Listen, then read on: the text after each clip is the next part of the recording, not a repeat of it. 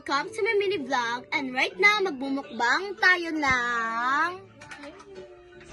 mga mangga with iba't ibang sausawan. So, ang una pala natin is asin na may sili at alamang and sugar, asukal.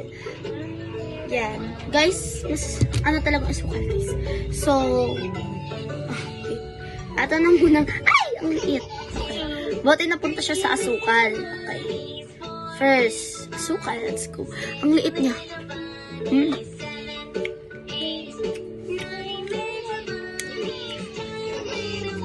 Agan, guys. Masarap tong asukal sa mangga. Nakikita ko nga sa TikTok, tawag doon, mangga with toyo daw. Sarap ba yun? Okay. Try natin asukal and i-rate natin siya.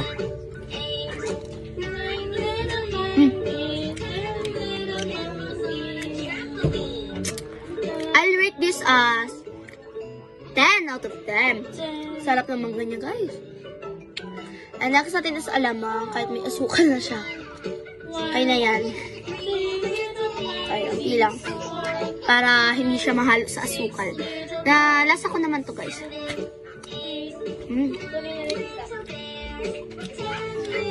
Yan, guys. At masarap nga yung alamang niya. Masarap siyang pag-partner sa mangga.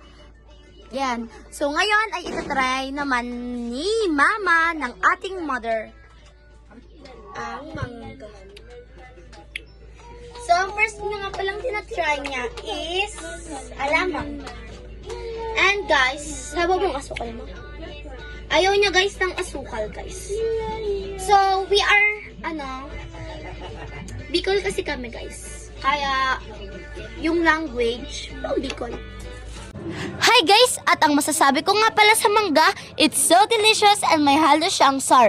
Ang rate ko nga pala sa sugar ay 10 out of 10 and sa alamang naman ay 9 out of 10. Ang sarap nga pala ng mangga, guys. Thank you for watching my vlog, mga Kamayaras Muse!